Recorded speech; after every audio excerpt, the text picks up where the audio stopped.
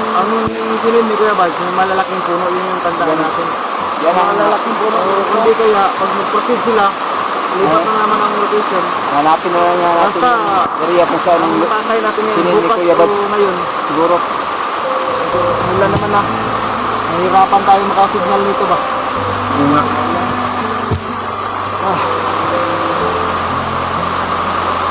Ang lakas ng ulan tol. Kaya hanap siguro tayo na mapagsilungan. Kasi wala tayong raincoat. Ha? Naglaban kayo na to. Mahabang kami ba? Diyos ko po.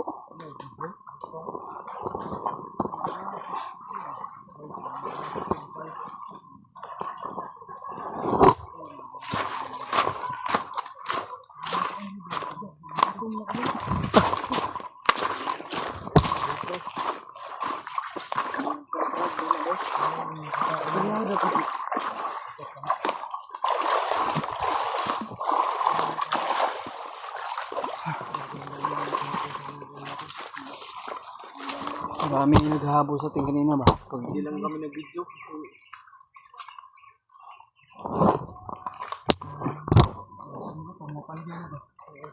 Siguro kulang na yun ang dasal ang kulang na Jay.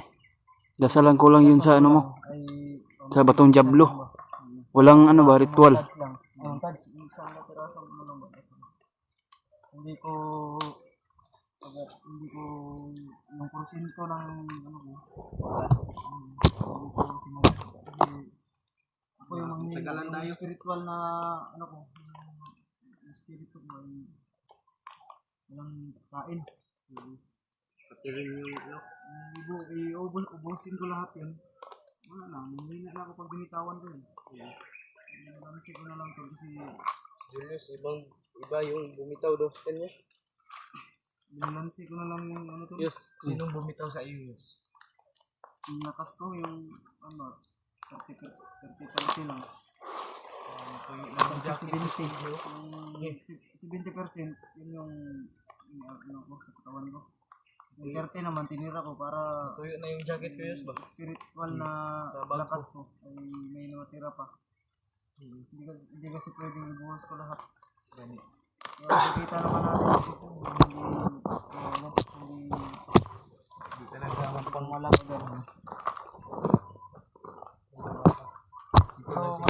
Ang mas mabuti dun tol. Kami kukuha ng tubig tol. Ng paraan na pagganahin ulit Ano naman? ng 100%. Malinis naman siguro ito. Kaya noong pagbitaw ay agad silang nakablan. Oras na nasa alas 3 na. Ang hapon. Kasi padilim naman mulan tol at nahabol kami ng bandilo kanina mga kalaban kaya hindi kami nakapagbihabol sa maulan maranasan nyo lang tol yung naranasan namin talagang sabihin nyo lang na uwi na lang ako ay walang tigil na ano maski ako uwi ako walang tigil na bulan tugis nila sa amin kasi gusto nila hindi kami makababa sa tulong buhay. Namin sa mga boses ng mga bandido tol. Kailangan daw ng hindi nila mahuli-huli kasi kailangan daw nila na sa lahat ng mga vlogger ay dapat meron daw silang mahuli. Nagawa ng paraan at pasalamat kami na si Julius nakagawa ng paraan para hindi pasalamat po tayo sa Panginoon Diyos na kasi kung nahuli ka hawakan yun ibaglot kahapon Diyos. Panigurado hindi ka bubuhayin nun. Patay akong bagnot kahapon ba? Mahaba pa yung nako. Kami mga kasama mo may problema na naman yun. Malaking problema yun. Ang laging pasalamat ko lang dahil naturuan ko si Julius kung paano mga strategy niya ay na-i-apply niya agad yung mga tinuro. Nagpapasalamat nga ako kay PJ mga tol. Turuan niya ako kung paano magdimaskarte na kung mabilis yung ano niya ba yung siya kung baga fast learner.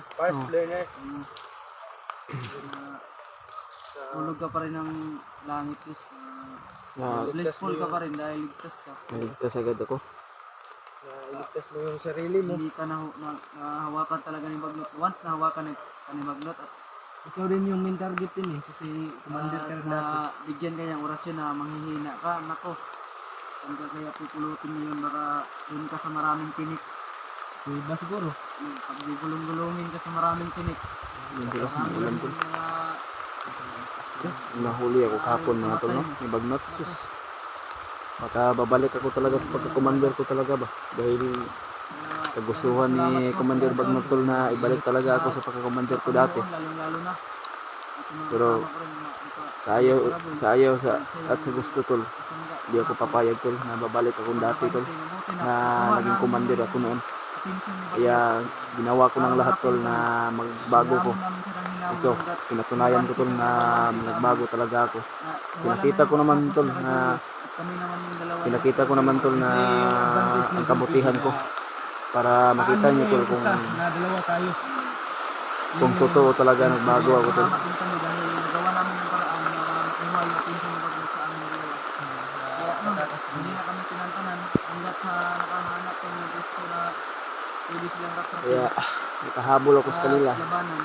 Hinahanap ko yung PG at miserable kahapon tol. Nahabol ko, pinilit ko yung batawan tol kahit sobrang bugbog at pagod at luha na napaabot ko sa sarili ko tol. Pero nilalaban ko talaga tol na hindi ako papayag tol na mapag-isa ako. Gusto ko rin habulin yung mga kasamahan ko. Gusto ko rin sila makita tol. Bitaw kahapon, namigas siya ng 1 seconds at anong balik na naman yung lakas ko na Kaya nagpapasalamat po tayo tol.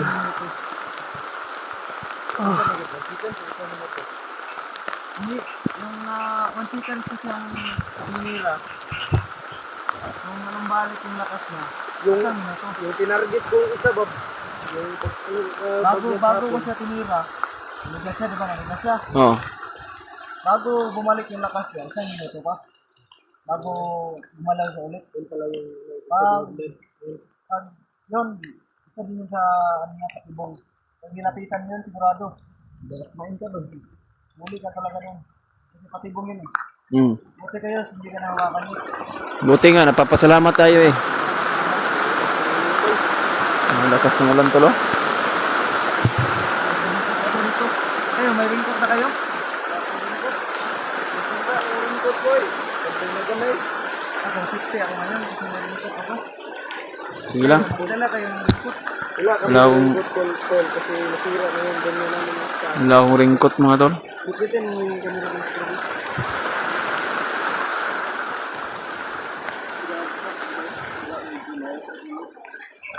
Sigawa ng gutom na yun.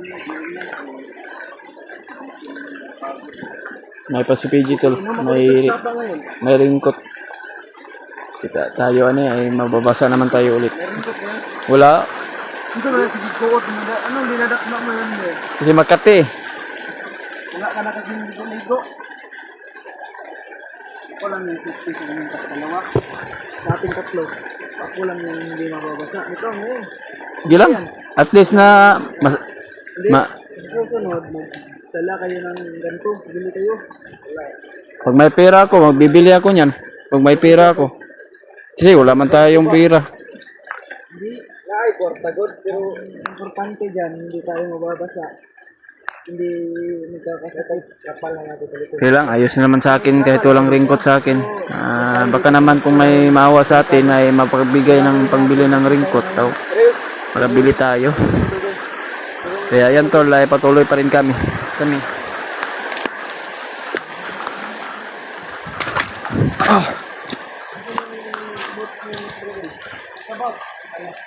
Butos na rin yun ba?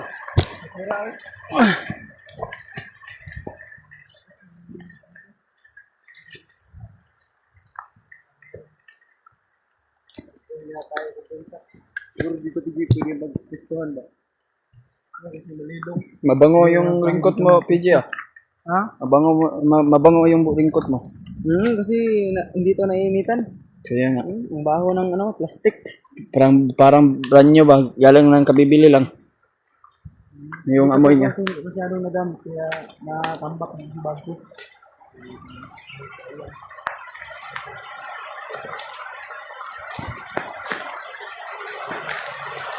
Ayan, Kaya kung mag-intensa, huwag akong kahit mag-intensa. kahit maulan ay patuloy pa rin kami sa paghahanap sa mga kasama namin. Pero nagpapasalamat po tayo. Masaya din tayo tol na kasama natin sa PG at Mr. Boy.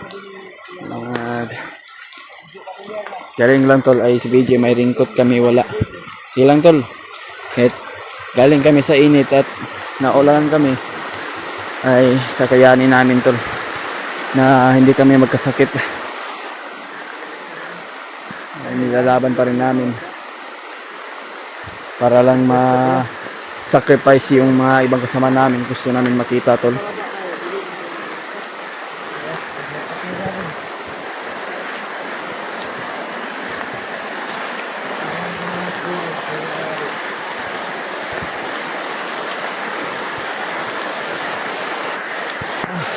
Ulan tol. Basa naman tayo tol.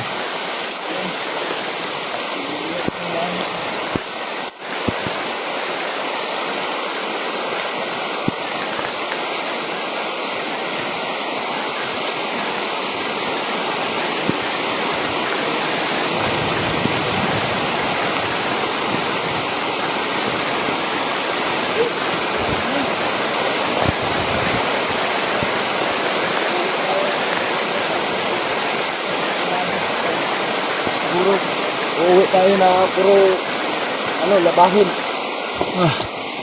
Man, kaya pa. Kaya pa man. Kaya pa yun. Padayon niya punta. Hanggang hindi natin makita yung mga kasama natin. Hindi tayo lalabas din pag hindi natin makita yung lahat ng kasama natin ba. Wala, yung cellphone, nabuang na. Kailangan natin magpursige talaga. Napamilyaran naman ka mong area yun. May pamilyaran ako no. Ay, din sana matusok ka na oh. Paano hait ka na? May pamilyaran ako ng lugar na mga ni Dapita siguro kung maambos ka siguro. Sinili ko ba na balication na magkita-kita kayo? Gano'n na. Pagpurong likor mo? Hindi na tayo babalik dun sa pinangyarihan ng ambos. Wala tayong mapapala doon, puro kalaban na lang. Ang pagkamal ko lang ba, parang same lang yung area. Kaya nga, ang sinili ni Kuya Bad, yung malalaking puno, yun yung tandaan natin. Yan ang malalaking puno. Hindi kaya, pag mag-proceed sila, lipat na naman ang location. Hanapin na lang natin Basta, yung area kung saan ang takay natin sinili ngayon, ni bukas Kuya o Bads. ngayon. Siguro. Medyo mula naman na. Nahihirapan tayo makasignal nito ba? Yung nga.